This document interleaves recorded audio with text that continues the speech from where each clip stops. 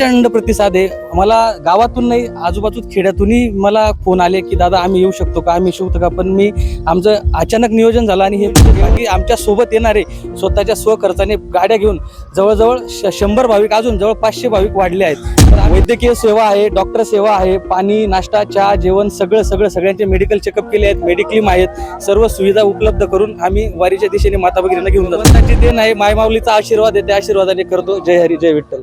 आपल्याही गावातील भाविक पंढरपुराचं दर्शन घ्यावा या उदात्त भावनेतून योगेश जाट यांच्या माध्यमातून या ठिकाणी पंढरपूर वारी जी आहे ते तळोंदेतून काही क्षणांमध्ये निघते आहे आणि का यासाठी विशेष बसेस देखील या ठिकाणी दाखल करण्यात आले आहे। त्यामुळे ही वारी जी आहे ते पंढरपुराच्या दिशेने काही क्षणांमध्ये प्रस्थान करणार आहे। तत्पूर्वी जे आयोजक आहेत योगेश भाऊ जाट हे आपल्यासोबत आहेत, त्यांच्या भावना जे आहेत ते आपण जाणून घेणार आहोत।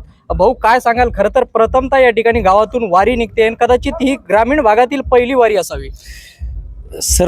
मला खूप आनंद होतोय की भगवंताने मला या प्रत्येक समर्थ बनवलं की मी माझ्या आईवडिलांसह गावातील अनेक माता भगिनी बंधू यांना घेऊन जाण्यास आज सक्षम आहे। आणि मला खूप माझ्या परिवाराला, माझ्या गावाच्या साथीने वतीने, सर्व ग्रामस्थ तरुणांच्या वतीने मी आज हे आयोजित, त्यांच्या जिद्दीने आयोजित करून त्यांना आज पंढरपूरच्या दिशेने जवळजवळ 400 भाविक आम्ही रवाना होतोय।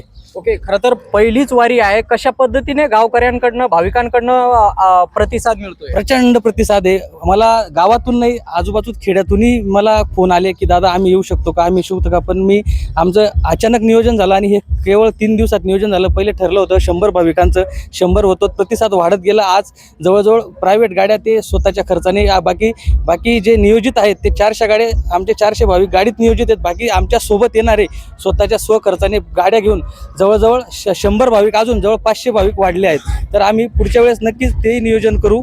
यावेळेस आम्ही त्यांची माफी मागितली की यावेळेस गावाचंच आमचं नियोजन आहे। ओके, या वारी दरम्यान कशा पद्धतीने सुविधा उपलब्ध करण्यात आल्या? वैद्यकीय सेवा आहे, डॉक्टर सेवा आहे, पाणी, नाश्ता, चहा, जेवण सगळ्यांचे मेडिकल चेकअप केले आहेत, मेडिक्लेम आहेत, सर्व सुविधा उपलब्ध करून आम्ही वारीच्या दिशेने माता भगिनींना घेऊन जातोय।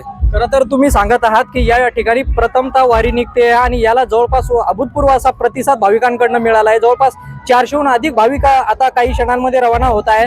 तर अशा वेळेस ही वारी अखंड किंवा अविरतपणे सुरू राहतील? भगवंताच्या मनात असले तर अविरत सुरू राहील।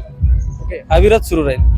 ओके, खरं तर याआधी आपण न भूतो न भविष्यतो अशा प्रकारचे कार्यक्रम या ठिकाणी गावांमध्ये घेतलेला आहात। एक आमदाराचं निकटवर्तीय म्हणून आपल्याकडे बघितलं जात आहे। भविष्यात आपण येणाऱ्या काळांमध्ये पंचायत समिती म्हणा, जिल्हा परिषद म्हणा, त्यामध्ये इच्छुक आहात अशा प्रकारची चर्चा जी आहे ती आवड आहे, समाजसेवेची आवड आहे। यात मला कुठलाही राजकारणाचा वेश नाही आणि राजकारण मी गावात किंवा पंचक्रोशीत कधीही करणार नाही। हे फक्त परमार्थाच्या भावनेने माझं चालू आहे। ओके, खरं तर कोणी निस्वार्थ भावनाने एवढं पैसा ओतून म्हणा, एवढं भव्य दिव्य कार्यक्रम कोणी घेत नाही। त्यामुळे त्या आशेच्या किरणाने आपल्याकडे बघितलं जाते। भगवंताची देण आहे, मायमाऊलीचा आशीर्वाद आहे, त्या आशीर्वादाने करतो। जय हरी, जय विठ्ठल। ओके, खरं तर भगवंतांच्या आशीर्वादाने हे जे काही न भूतो न भविष्यतो अशा प्रकारचे जे कार्यक्रम आहे ते होत असल्याच्या प्रतिपादन या ठिकाणी योगेश भाऊ जाट यांनी व्यक्त केलं आहे। द न्यूज क्रीडासाठी मी जॉन तळोंदे, चाळीसगाव, जळगाव।